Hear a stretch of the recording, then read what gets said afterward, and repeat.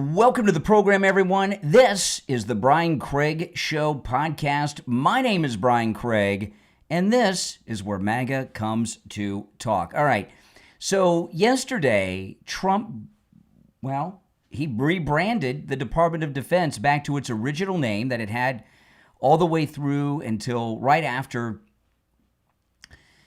the Second World War. He renamed the Department of Defense the War Department. The War Department. And Pete Hegseth is no longer the Secretary of Defense.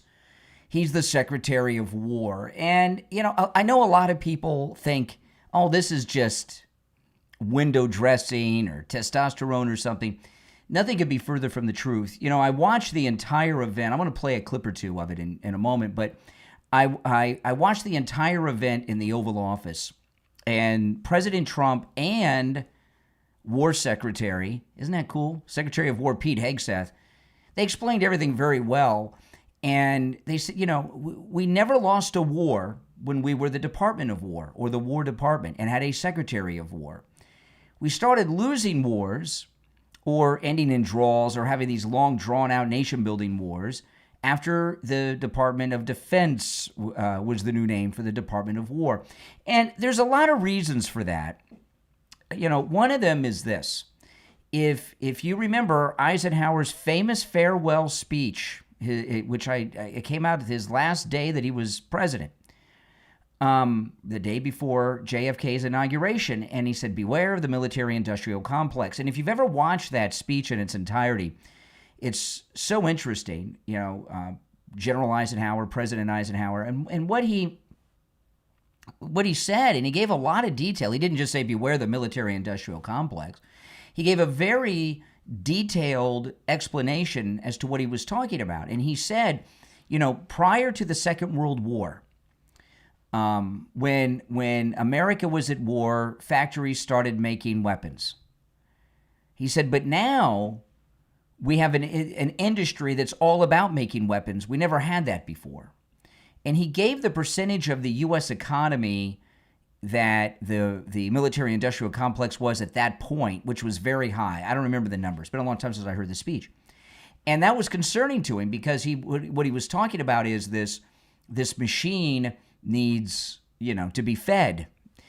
And the reason that the Department of Defense became the new name from the Department of War or the War Department, I know the common thinking and discussion has been, Truman, it was politically correct, it was very liberal, it was very, some of that is true, but I think the main reason they changed the Department of War to the Department of Defense is to give an argument, a defense, so to speak, of all these military-industrial complex wars that we were getting in around the world. Korea, Vietnam, Gulf War, all this stuff.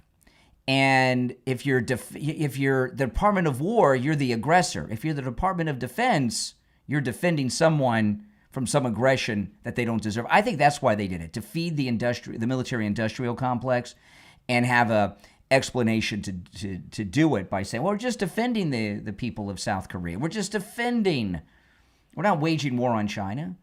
We're just defending the people of South Vietnam, all right? And I do believe that this renaming is something that the liberals should embrace if they really supported the rhetoric that they've been spewing for decades. And that is renaming the Department of Defense back to the original name, to the Department of War, and the Defense Secretary is now the Secretary of War, is a big blow to the military-industrial complex. Because now everything is war. We're waging war, right? I mean, that's a big, there's other reasons why it was important to change the name, but that's a big one, at least to me and in my view.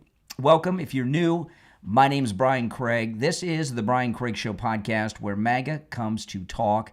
Make sure that you subscribe and follow on whatever platform you're tuned in on. So let me play some of this. This is President Trump.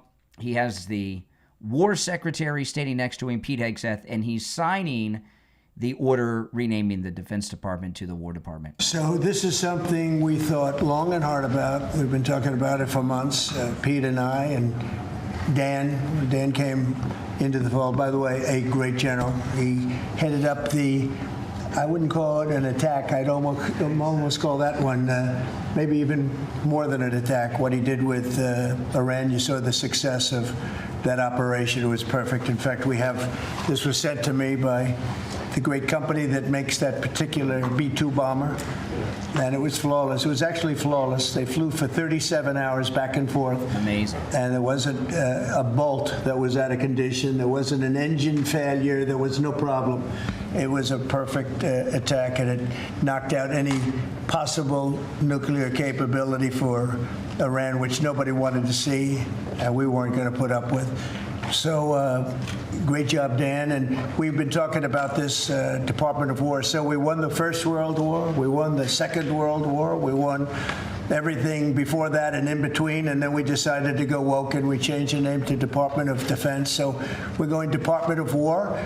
And I'd like to ask our Secretary of War to say a few words, Pete Hegseth. I think it's a much more appropriate name, especially in light of where the world is right now. We have the strongest military in the world. We have the greatest equipment in the world. We have the greatest manufacturers of equipment by far. There's nobody to even compete. And you see that with this and so many other things. The Patriots are the best. Every element of the military. Yeah, there you go. I mean, so it's very important for all the reasons I've said, the reasons that President Trump shared as well, that renaming the Defense Department, the Department of War, is a smart move. In fact, it'll save a lot of lives because, future presidents will not be so quick to get into their nation-building front story to feed the military-industrial complex when it's done through the Department of War with the War Secretary. It makes things much more intense. When it's the Defense Secretary and the Department of Defense, everything they do is not a war action, it's a humanitarian action. And these conflicts that we've been in over the decades that haven't turned out the way we like them, they were never meant to end or be resolved in any type of victory. It was just meant to prolong them. The war in Afghanistan, as an example, that was a 20-year war. Biden ended it in a disaster, but it was a 20-year war. So we had men and women in combat that were born after 9/11 fighting the war on terror still. That's not an accident. We're supposed to have these endless wars. The reason that we did so well in the previous wars, World War II is the prime example, of course, is because with the War Department and the War Secretary, we were waging total war against the enemy until we got the unconditional surrender from both Germany and Japan. There's a big difference. Department of Defense never wants to win anything. They want to prolong it forever to make money for the military-industrial complex donors of all the government officials. So this is really another life-saving operation that he saved lives in D.C. by ending the crime. He saved who knows how many lives, millions of lives, over the course of the years with the overturning of Roe v. Wade. How many lives has President Trump saved by shutting down the border? He took out that drug boat the other day filled with drugs. How many people's lives were saved by not getting some drugs that they would have OD'd on? I mean, you look at what President Trump does. Everything he does is good. Everything he does saves lives, including renaming the War Department. And the haters are going to hate, so you're not going to get through to the never-Trumpers and the lunatics out there. But what I've said is not just opinion. It's what I've just said is a fact. Now, if you're listening live on YouTube, you're welcome to call in. The number is pinned in the live chat, 888-465-2631, 888-465-2631. The Brian Craig Show podcast is available wherever you get podcasts. If there's a podcast platform, it carries the Brian Craig Show podcast. If you want to catch the show live so that you can call in live and also see me, the video version of the podcast, go to YouTube and follow me on YouTube, Brian Craig Show on YouTube. You subscribe to my channel there. You can catch the program live and see me, see the video, and also call in live. So then President Trump signed another executive order to save American hostages. Listen to this. This, the 201st executive order, sir, this relates to hostages and wrongfully detained Americans. This provides a new legal mechanism to declare foreign countries to be countries that engage in those sorts of practices and gives your administration powerful tools to get American hostages out.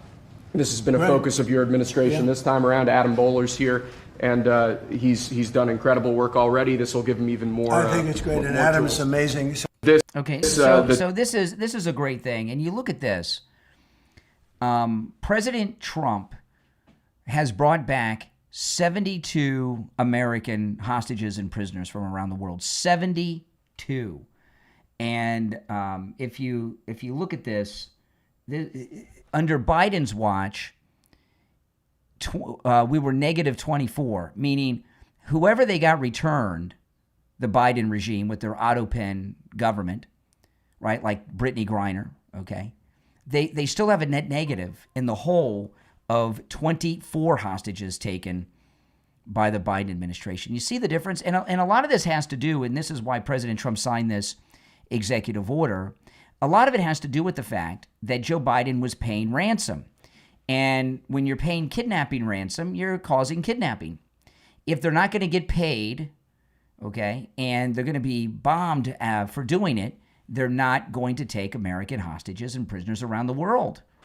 So, you know, these Americans that were being snatched up when the Biden autopen administration was in, that was because Biden liked to pay terrorists and kidnappers, like he and Obama like to give endless money to Iran. That's exactly what it is. Again, more lives saved. And then here comes the guy with the graph who explains this to the president.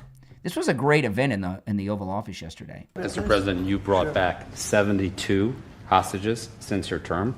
If we compare that to President Biden, he has gotten 20 taken. So he is negative 20 taken. 20 taken. 20 They don't take our people so often. So, Mr. President, when we spoke, you said that was a primary focus, and I'll tell you the job is easy because of you. And we paid nothing, too. We pay nothing. They pay $6 billion there. Oh, wow. Biden paid $6 billion for American hostages. Trump's gotten 72 released, and he hasn't paid a penny. Isn't that amazing? That is absolutely amazing. That's how you run a country. You know, if people that didn't support Trump prior to the election were honest, but they're not, they're just consumed with rage and hatred of this great president we have, they would admit he's a great president doing great things, and everything he's doing in this second term is perfection. Can you think of anything President Trump has done in this second term that has not saved American lives or helped Americans in one way, shape, form, or another? It's all great. Everything he's doing is... We have never had a presidential administration like this one that's done so much good for our country, and in particular, the American people. This is something you want to savor and enjoy, okay? We're going to have other great presidents, but there'll never again be a Trump. There's a lot about President Trump that commands the respect of those around the world. Now, there's on my very early morning live stream, I had mentioned yesterday on my podcast, I did a special report podcast on Friday night because a major story had broken, and it was broken by the Speaker of the House, Mike Johnson, and he was caught in the halls of Congress by this jerk reporter from CNN. I'm going to play it for you in a moment, but I'm going to be playing this probably on every show I do for the next several days because the media have a blackout on this. They don't want you to know about it. But Mike Johnson, the Speaker of the House, dropped something that had never been reported until yesterday, and that is the fact that President Trump was an FBI informant working undercover to bring down Jeffrey Epstein and bring Jeffrey Epstein to justice. And the reason I'm going to play this so much on every program I do for the next, I don't know for how long, and I'm going to keep this clip permanent, is because I go through the news this morning and no one's reporting this story. Take Trump out of the mix. If we found out that even one of our past presidents today was an FBI informant at some point in their life, that would be breaking news. And I'm talking about, like, if we found out dead presidents like Jimmy Carter, if we found out Jimmy Carter or Richard Nixon were FBI informants, right? It had to be a long time ago. That would be breaking news today. That's a big deal for a president of the United States before they were president to have been an FBI informant. Here you have Donald Trump. Not only was an FBI informant working undercover, but he was working undercover to bring down not just a pedo, but maybe the most famous pedo that ever lived. Job for 9 just gave a super chat. Thank you so much. I appreciate that, Job for 9. Think about that. And I go through the news this morning. It's a total media blackout, including on CNN, where the story was dropped by the Speaker of the House. So, as MAGA people, and I'm talking about you guys too, it is important for us to spread this around. I did post this on X, this clip. I'm going to play it for you now. I did my entire podcast yesterday on this topic. So if you grab that podcast episode, share it on your social media. If you go to YouTube, it has President Trump's photograph. It says FBI informant in the thumbnail. Share that on your social media. Get that out there. The media are going to bury this story. They do not want people to know because they want to be able to smear President Trump with this Epstein stuff. And let me play. This is Speaker of the House Mike Johnson with the CNN reporter yesterday. He's not saying that what Epstein did is a hoax. It's a terrible, unspeakable evil. He believes that himself. When he first heard the rumor, he kicked him out of Mar-a-Lago. He was an FBI informant to try to take this stuff down. The president knows and has great sympathy for the women who have suffered these unspeakable harms. It's detestable to him. He and I have spoken about this as recently as 24 hours ago. There you go. President Trump was an FBI informant working undercover with the FBI to bring down Jeffrey Epstein. So it is very possible that Donald Trump is all over the FBI files on Epstein because he was working undercover to bring him to justice. It would make sense that President Trump was on the list or in the files because he was working undercover. And I'm really hoping we get all the details of this, including the file, if it exists. I mean, I think it's very possible that the Comey FBI may have put the Trump undercover informant file in one of those burn bags and destroyed it. That would not surprise me. But I hope Kash Patel and Dan Bongino can find those records and share them with us so that we can get all the details of the story.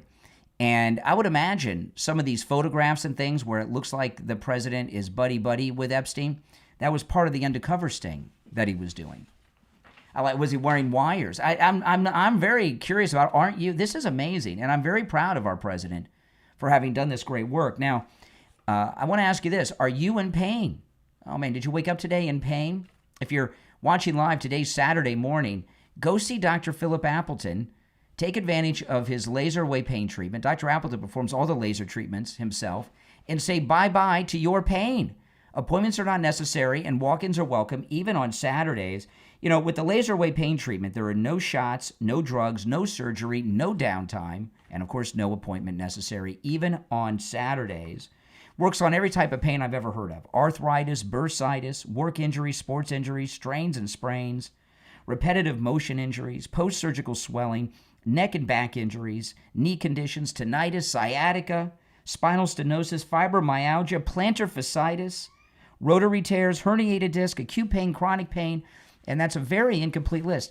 I've met so many listeners over the last few years that are now living a pain-free life thanks to Dr. Philip Appleton and his laser away pain treatment. We've had listeners travel from all over the United States to see Dr. Appleton. And they're happy and living pain-free, too. Give him a call. His number is 954-973-0710, 954-973-0710, and online, AppletonCairo.com. Go see Dr. Appleton and say bye-bye to your pain. Parents and grandparents, want a smart screen-free activity that actually teaches something useful to your kids? Then order your copy of Coloring Candles, Day Trading for Kids from author Caleb Davis on Amazon. This unique coloring book turns the stock market into a fun-friendly adventure with Benny the Bull and Boo the Bear as your child's guides. Kids 4 to 12 learn real concepts without all that jargon. They'll discover what bullish and bearish mean, see how candlesticks work, learn to spot popular chart patterns, and practice drawing their very own trading charts. And when they're ready to pretend trade, there's a trading log for kids to plan and track their own imaginary trades. Each page is big, 8.5 by 11 inches, with bold outlines and plenty of space to color, doodle, and learn. Coloring Candles Day Trading for Kids builds creativity, confidence, and early money smarts, all while keeping it fun. Whether you're homeschooling, gifting, or just looking for a rainy day win, Coloring Candles Day Trading for Kids makes learning markets simple and exciting. Order your child's copy right now on Amazon. Just search Coloring Candles Day Trading for Kids by Caleb Davis. That's Coloring Candles Day Trading for Kids on Amazon. It's educational and fun entertainment, perfect for curious kids. Order your copy today.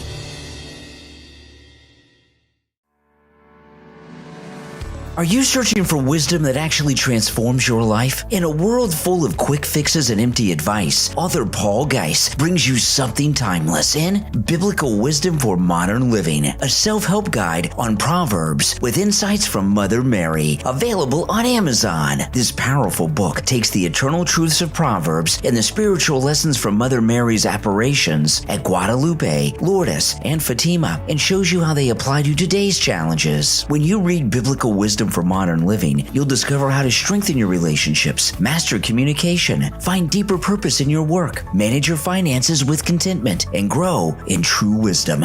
Biblical Wisdom for Modern Living gives you enduring principles rooted in God's Word, paired with reflection questions as well as actionable steps for real transformation. Biblical Wisdom for Modern Living, a self-help guide on Proverbs with insights from Mother Mary, is available now on Amazon in paperback, Kindle, and free with Kindle Unlimited. And don't miss out on author Paul Geis's other inspiring books, A Leap in Faith in Detroit and Breaking the Label. Both books are also available on Amazon. Transform your life with wisdom that lasts. Start today with author Paul Geis's books on Amazon.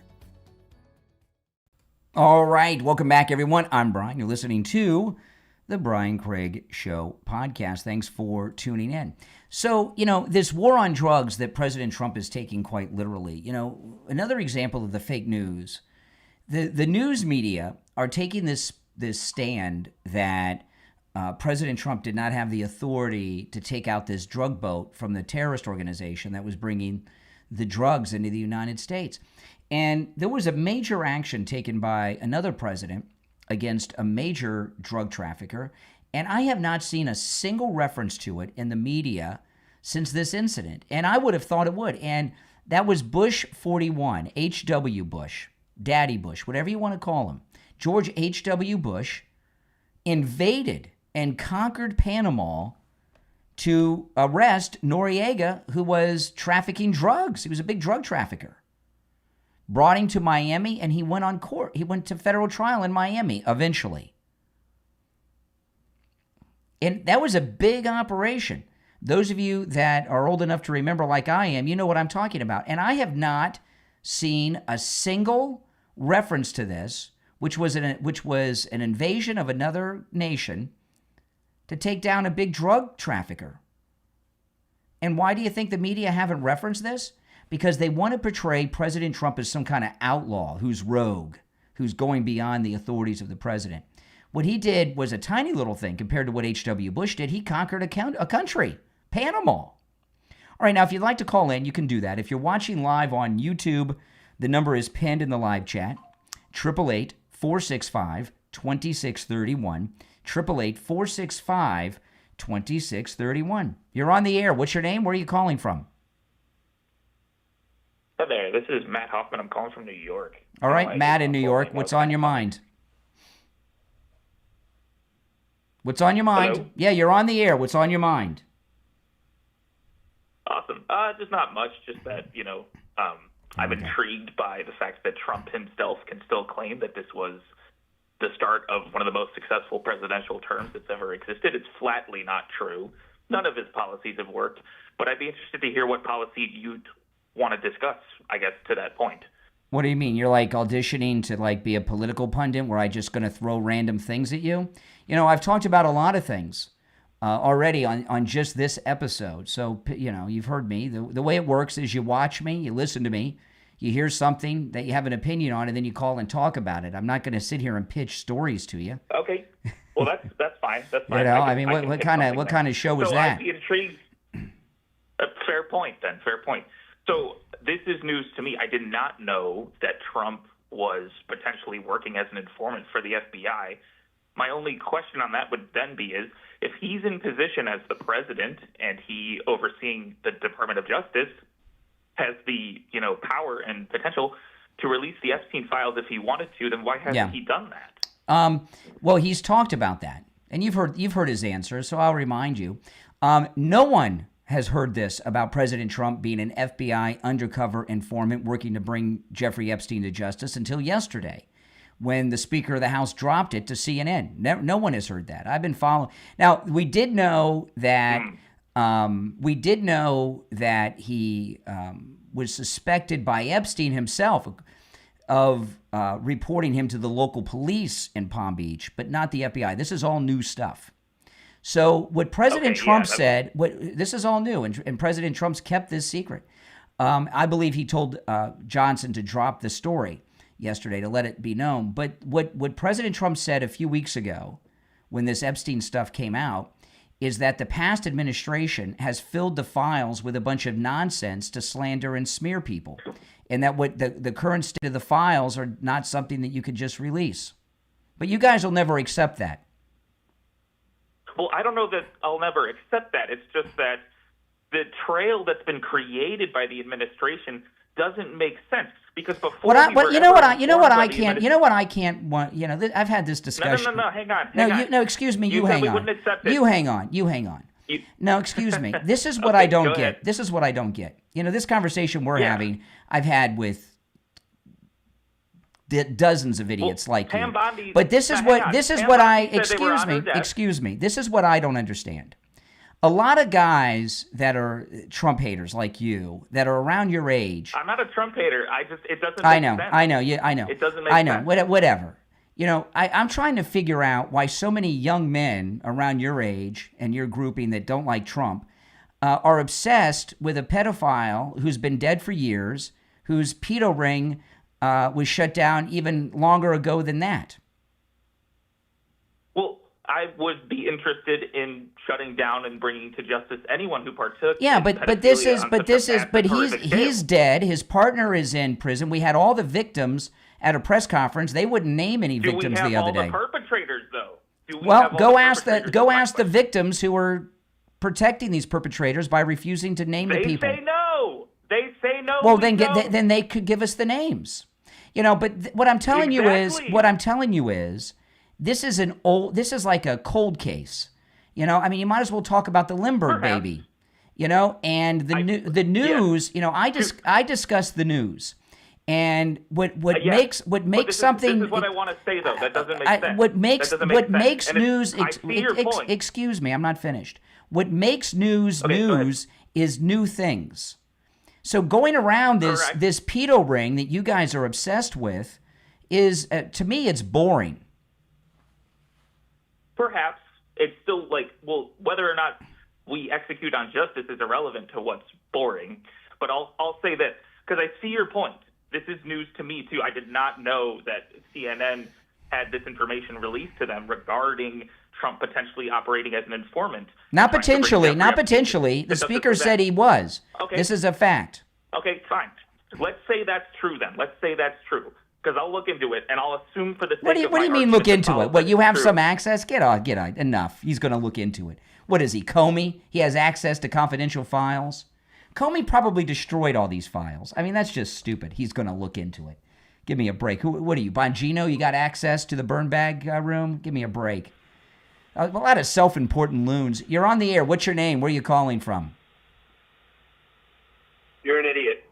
I've been called worse. You're on the air. What's your name? Where are you calling from? This is Matt again. No, it's one call per show. I'm done talking to you. Call me now on the next show. All right, take care. If you're on hold, hang in there. So the war on drugs, getting back to that, the war on drugs, there's been no mention of George H.W. Bush's invasion of Panama for the sole purpose of taking down Noriega, right? Who was a big drug trafficker, as I told you, okay? Because they want to portray Trump as an outlaw. During this press conference yesterday, when he signed the executive order turning the Defense Department into the War Department, we got to see something that I don't know, I don't think we've ever seen before. We got to see the President of the United States acting as Commander-in-Chief and giving a military order to the military. He's got the Secretary of the Joint Chiefs of Staff standing next to the War Secretary, right next to the Resolute desk. He takes a question from a reporter, the President, and he asks him about these Venezuelan jets. They were F-16s that were reported to have flown over a U.S. naval vessel a couple days ago. And listen to this. This is insane. Flies jets over U.S. naval vessels again. Well, I would say they're going to be in trouble. We'll let them know about that. We heard that happen, but it wasn't really over, not like they described. But I would say, General, if they do that, you have a choice of doing anything you want, okay? If they fly in a dangerous position, I would say that you can, you or your captains can make the decision as to what they want to do, all right? Sure. Sir, How close we did have, they get, we have Mr. one more. President? You said they didn't go over. Say it? How close did they get? You said the planes did not Well, go I don't want to over. talk about that, but if they do put us in a dangerous position, they'll be shut down. Thank you very much, everybody. Isn't that something? He just gave an order to the military authorizing the shoot down of Venezuelan aircraft if the captains of those vessels, those naval vessels, feel that the safety of the ship and crew are in jeopardy. Have you ever seen a president give a live shoot down order on television like that? I've never seen anything like that. And yeah, I got to tell you, it's super cool, isn't it? Absolutely, it's super cool. I mean, this is, President Trump has brought a incredibly new standard to the presidency and what people expect of our presidents and our commander-in-chiefs. I mean, future presidents are going to have a high bar of expectation from the American people. Every president says they're going to be transparent. This is the most transparency we have ever seen. He does the live cabinet meetings, live orders about military strikes to our military like this. Nothing like this has ever happened. I mean, this is really the second and non-consecutive term of our favorite president, Donald Trump. What it really is, in so many ways, is a reality TV show. You're on the air. What's your name? Where are you calling from? Yeah, good morning. Happy Saturday. Hey, Richie. Brian, it's Rick. Hey, Richie. Hold on as I answer all these busy lines. Yeah, go ahead, Richie. Yeah, go ahead. Yeah, the press conference was great, but it was meant for our consumption. Those commanders of those ships have permission automatically to defend themselves. They're not calling to the president. I mean, that was done for the consumption. That wasn't done. That wasn't done so much for us. That was done for Venezuela and the drug cartels. Right. Their consumption, because they're in an illusion that we're not going to do anything. Listen, they could hit that thing as soon as those planes take off. They could be blown out of the sky 50 miles before they get near. No. But Richie, what's new and exciting here? Come on, don't underplay. I have never seen a president of the United States give a direct order to the leader of the military about taking down fighter jets from another country live on television before. And that's really an amazing thing. And it was to tell Venezuela and these drug traffickers, you better not try us, or we're gonna take you out. Yeah, this is no nonsense, President Trump. There's no nonsense here. I mean, what he says, he means. So they better start to listen, because the next time it's got to be the warning. That's right. They've already got the warning now. Now I'm going to call about all these crazy people that can't stand President Trump, that they're looking into this Epstein and all this other guy. Listen, we have the best president right now that we've ever had. The country is going in a tremendous direction. These leftist judges, another one tried to stop another thing he did yesterday. I mean, it's every day they're trying to put a stop to the agenda. Yep. He's not a dictator. He's made Washington safe right now. He's trying to make this country safe. He stopped all these people coming in over the border. He's done all these great things, and they still can't stand him. What are you people? I'm going to direct this to you Democrats out there. What do you want? You want people like Biden, where you never got hit, you never seen him except for falling all over the place and not being able to talk? Yeah. A total embarrassment to this country. That's right. Is that what you want this country to be embarrassed? It isn't even a matter of respecting this country anymore. We were totally embarrassed on the world stage. Even Meloni, the prime minister of Italy, had to go grab him because he was walking into space on television. That's right. A disgrace. That's right. I mean, pooping his pants. What is this? What they want? Yes. Because if that's exactly what what they want. If that's exactly what they want. Sick, totally sick people. Yes. They have no clue of what's going on in the world. They have no clue. And they want the government to be their mother and their father, take care of them from pillar to grave. It's really disgusting. But this is, this is really amazing. And this thing about the war, I'm glad you called because you're a Vietnam veteran. And this changing defense to War Department, so many people think it's so surface. But Pete Hegseth, the Secretary of War, made a good point. He says we haven't fully won a war since they renamed the department. And these wars, like the one you were in, Vietnam, were never meant to end or be won. With the military and, if they call it the Department of Defense, they're always helping somebody, defending someone from somebody else's aggression, and it allowed them to fight wars in a way they weren't trying to win and keep them going for as long as possible to make money. Brian, Vietnam, so help me God, it's not because I was there. We could have won that thing. We could have won it, but our orders were not to shoot unless shot. That's right.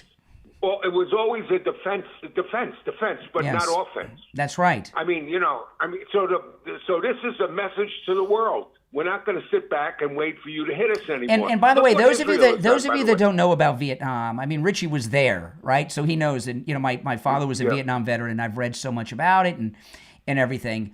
It wasn't like in the Second World War where we had the Normandy invasion or these big advancements.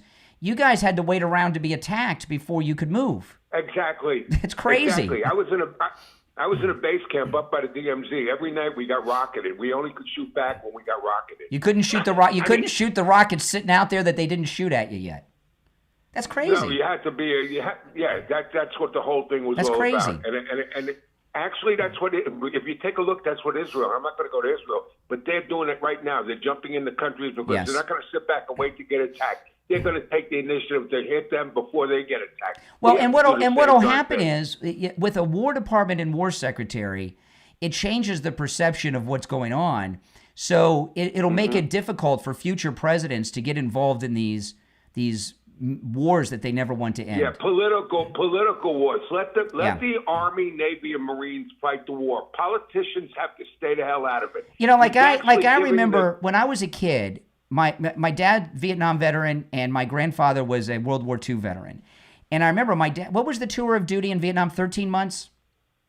12 months. 12 months? And I stayed there 15 and a half. Okay. I was there 15 and a half. Okay. I extended. You were there. You extended. Oh my gosh, what are you nuts? But so I remember I was talking to my dad, and he was I was a kid, and he was telling me about the tour, right? And I asked my grandfather, I said, how long was your tour? He says, until the war was won. There was no tour. Yeah. There was no tour. So in World War II, we were fighting total war until it was won. These other things, I point to Afghanistan because we had soldiers in battle, some may even who died on that last day with Biden, who were born after 9/11. That's how long that war went on, 20 years. That's crazy. Brian, I was a youngster. My cousin was 9 years, actually almost 10 years older than me. And he was a Marine in the Marine Reserve, and he was scared to get sent to Vietnam. And I was only a kid, and that's how long the Vietnam War went on. It became my turn because it was year after year after year. It lasted 10 years. Yeah. You can't have a war like that. That's crazy. And then we eventually left. We left, and when we left, we actually lost. So how old were you when you got to Vietnam? How old were you? Oh, I was 19. 19. Okay, and what year was that?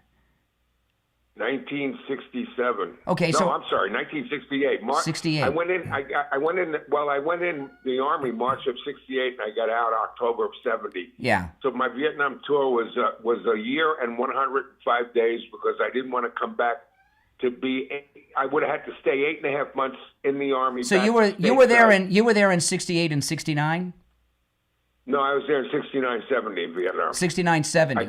You were yeah, there when my dad was there. there. You were there when my dad was there. My dad was there in 69. But 69, 70. Yeah, 69, 70. That's when my dad was there. You were there when my father was there.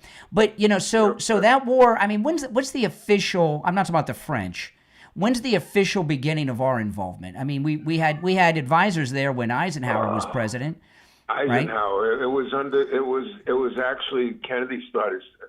Well, Kennedy they say he got killed because he was going to pull the troops. That's what Bobby Kennedy says. So I want you to think about it. So you were like 11 or 12 when the war started. Yeah, my cousin. You were 11 or 12, and then you're there at 19. That's crazy. That's how long. And World War II lasted, like for us, like 4 years, right?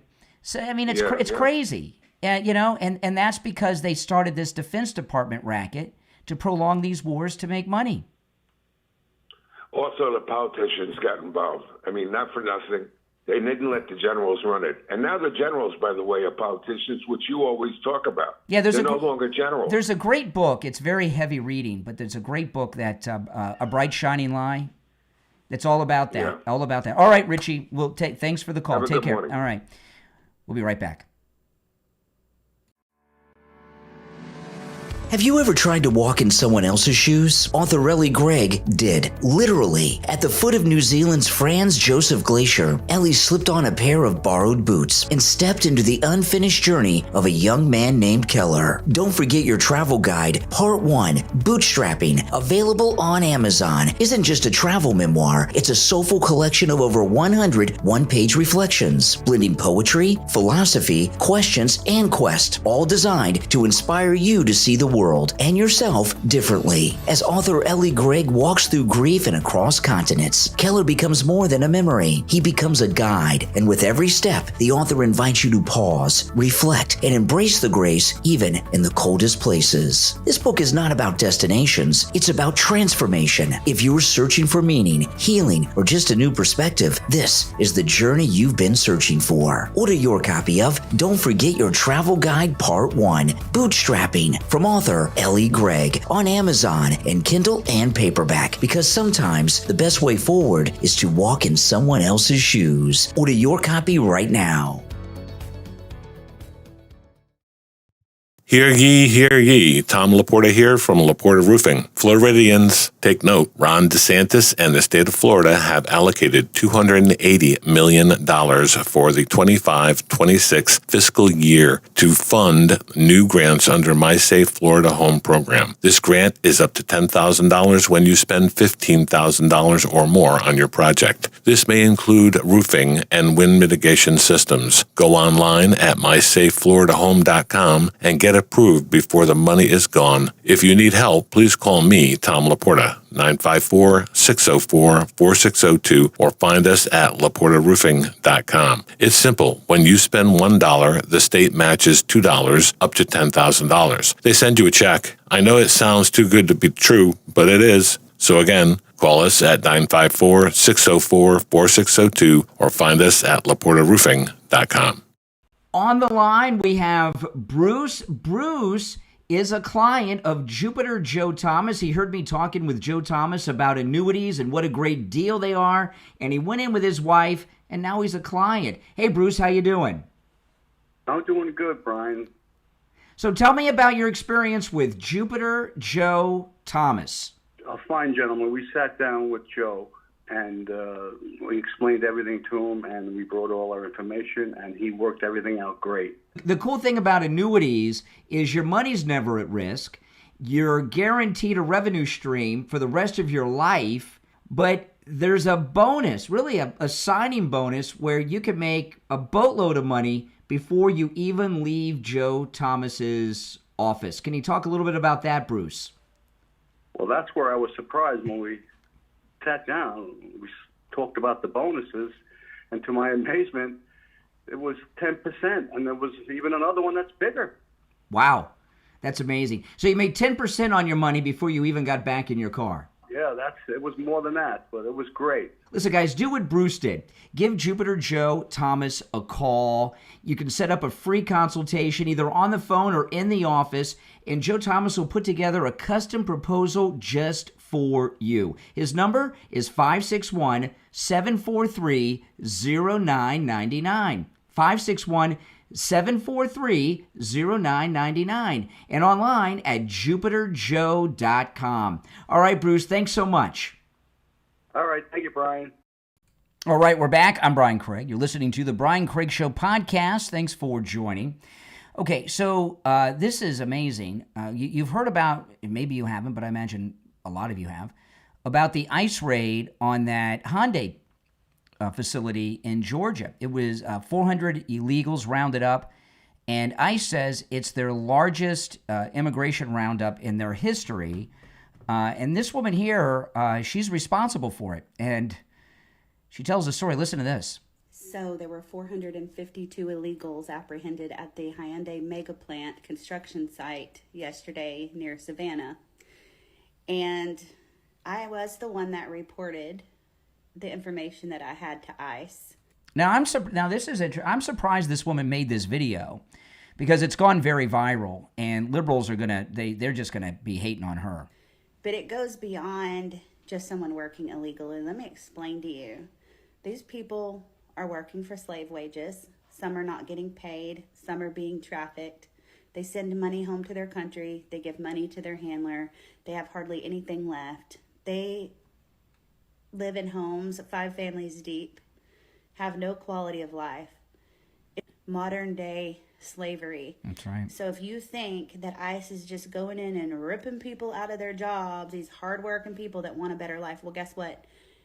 Politicians have really screwed these people, because when they came here, they thought they were, hey, the border's open, we're coming in, we're going to get the 5-star treatment, and we can go to the big Walmart, and we can live in a 5-star hotel, and that's just not how it is. It's very bad conditions, very inhumane, and the Biden administration started a humanitarian crisis. So y'all can't just look at it like they're ripping good people off the job. They're probably saving their lives in the long run. Okay. This is an amazing... This ICE raid wasn't so much... I think hearing this woman who witnessed it and is responsible by calling it in and reporting it, I think ICE raid is not the appropriate description. You know how I would describe this? And you can let me know if you agree or disagree with this. I think this was an ICE rescue. This was an ICE rescue. President Trump's ICE went in there and rescued slaves in Georgia in 2025. My goodness. All this talk, from what I understand, about slavery's past in this country, the history of slavery before any of us were alive, right? The Democrat antebellum South. Here we are in a former Confederate state where Gone with the Wind, Tara, was in Georgia. You thought slavery was over. It's not. It's going on all over this country. And like the first slavery in this country, the antebellum South, brought to you by Democrats then, the new slavery brought to you by Democrats now. And I'm so glad to hear her describe it in such terms, because I've been talking about it this way in a long time. The southern border, what Joe Biden had down there was a modern-day slave passage, like the one from Africa to the New World, with the slave ships. They just did it on foot across the southern border. And some of them do come over here and, get retired in some Section 8 housing or a fancy New York hotel, but most of them are in some type of servitude. So these people were rescued, and she talked about it, how they're lured here with the promise of all these beautiful things, none of which are true. And, all these people like Joy Reid, who have an obsession with slavery, a really unhealthy obsession, talking as if it still exists. They really need to reflect on what's truly happening here. And what's truly happening is we've got slavery in this country today. And the Democrats are responsible for it. In fact, the Democrats are working to stop it. Have you seen what's going on? Let me see if I might have video. This is the, let me see if I can find this. No, I don't have the video of this queued up. But you've probably seen it on television or online.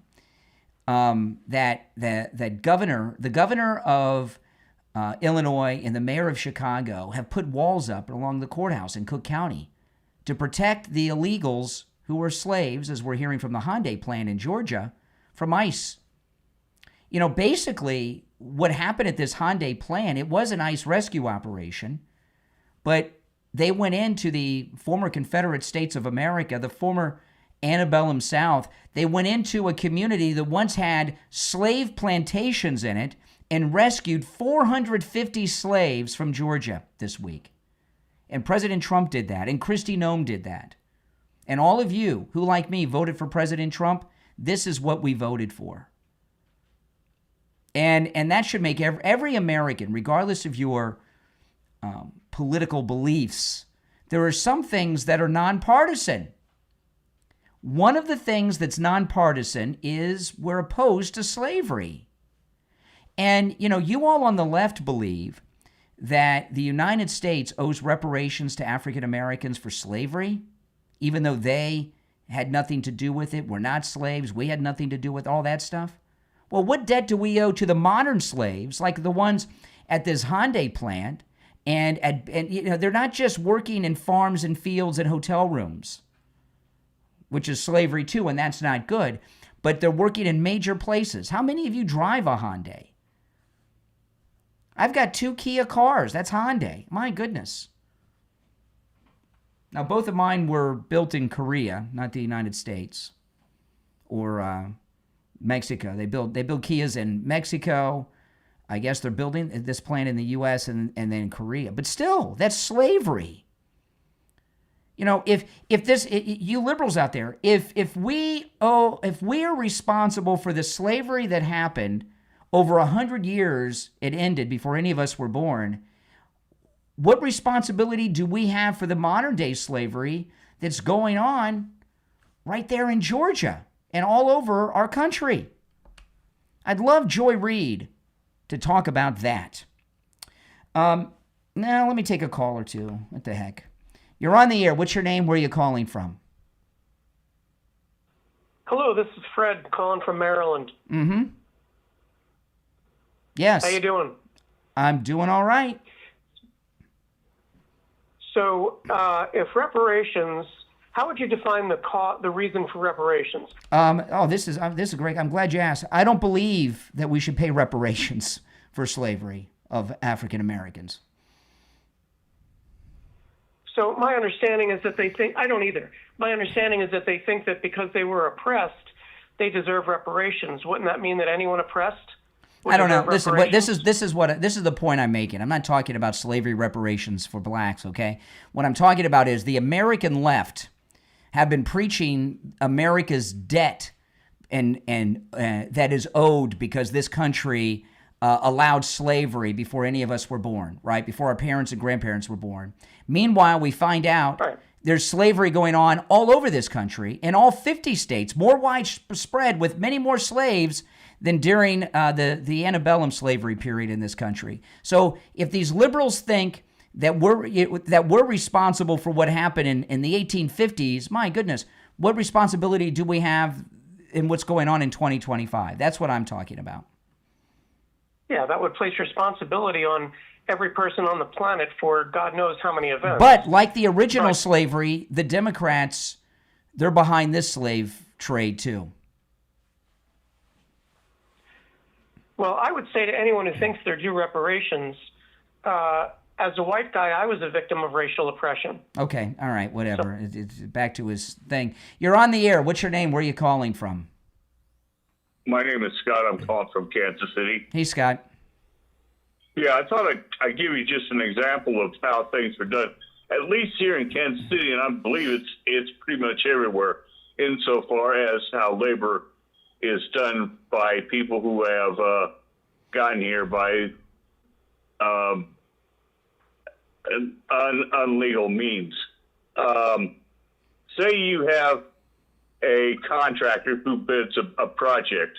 That contractor figures in the cost to win that bid. Okay, he gets the bid, and he has a roofing contractor. The roofing contractor who gave the winning bid in his main bid. You're getting very cerebral here on doing accounting. I mean, can you be a little? Can you pinpoint where you're going? Because I know you're a nice guy, but I'm getting bored. And if I'm getting bored, people listening to this must be getting bored. Okay. Yeah, we know how it works. You know how it works. So what's the point you're getting to? Get to the end. Well, what they'll do is they'll have maybe 15 guys living in one house. Yes. And these guys are all illegal. Yeah, that's true. And that's true. Yes. All right, let's see here. You're on the air. What's your name? Where are you calling from? Hey, Derek from Oklahoma. All right, Derek. You keep saying like the Democrats are responsible for slavery back then correct. and now. Correct. But the so was the Confederacy full of Democrats? Yes, they were all Democrats. Correct. Abraham Lincoln was the first Republican, and when he won the election, he wasn't even on the ballot in the South. They kept him off the ballot in most of the southern states, if not all. And when the first Republican won election, the Democrats, Jefferson Davis, the Confederate, he was a U.S. senator. I want to say from Mississippi. I could be wrong, but I think of Mississippi. He walked out, and they left the Union. And the Confederate States of America was a 100% Democrat government. Yes. Well, but don't you often defend the Confederacy? No. So, were you okay with them tearing down the Confederate statues? No, I don't think we should tear down our history. History is history. We shouldn't tear down our history. The reason those statues came down is because the Democrats were trying to wipe out their racist history. Those Confederate generals were all Democrats. But what do you mean? But is not just. What do you mean? But well, I'm trying to make a point. Okay. Let me get it out. By putting up statues to people, we're not just remembering the history, we're honoring them. No. Excuse me. Correct? We're not putting statues up of Confederates.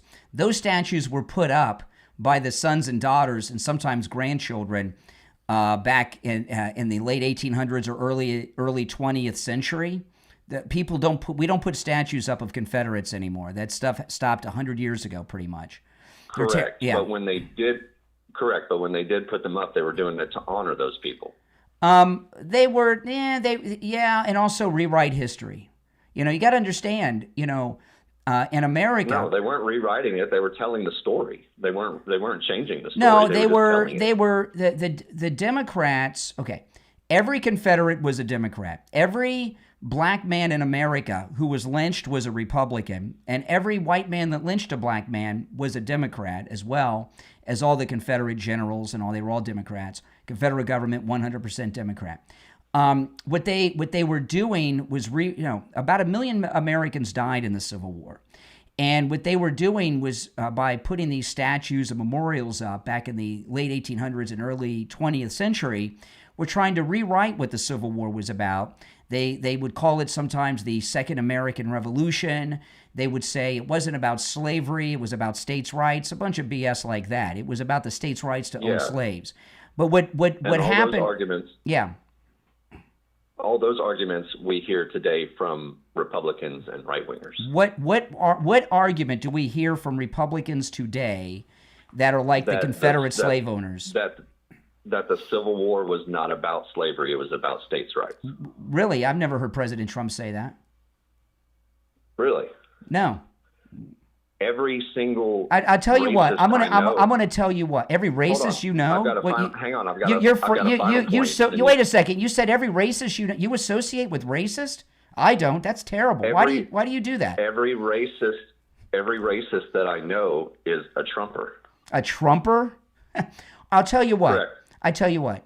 You find me the audio of President Trump saying things that Democrat slave owners say, and I'll play it on the program.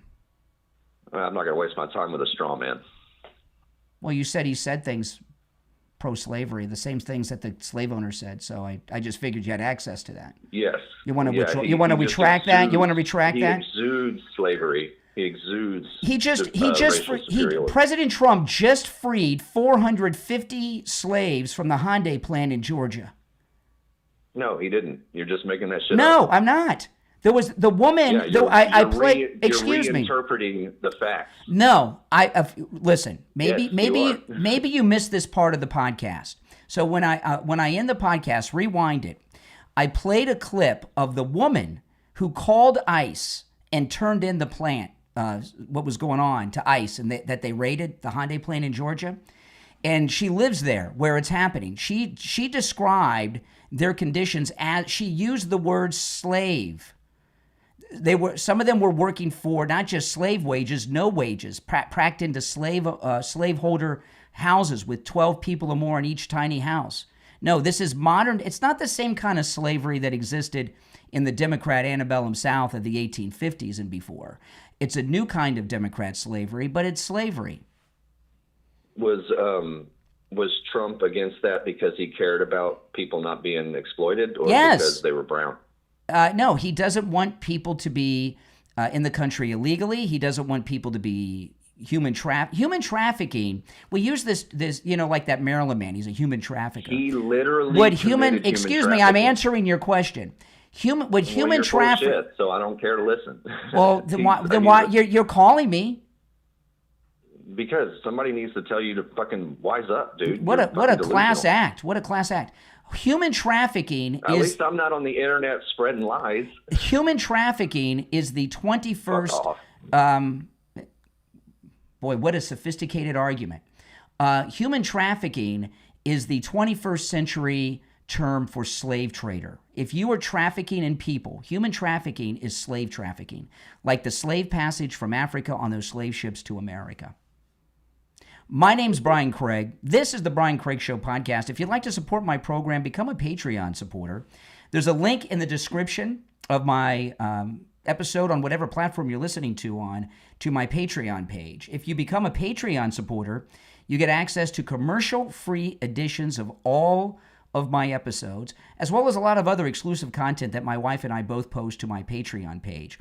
Again, there's a link in the description on whatever platform you're listening on. If you become a top Patreon supporter, you get your name up on the screen and you get a live on-air thank you. So the names you'll hear now are my top Patreon supporters. I want to thank SFjr, Christine, ETW, Chuck, Pamela, Nick, Wesley, Doris, Heather, David, Maria in Texas, Alice, LeeZep, Shawna, George, Brandon, John, Frank, Dale, Tina, David, Laura, Rob, Wes, Sue, and Janice. These are my top Patreon supporters. Thank you all. And again, you can find the link to my Patreon page in the description of this episode on whatever platform you're tuned in on, or go directly to the website, patreon.com/Real Brian Craig Show.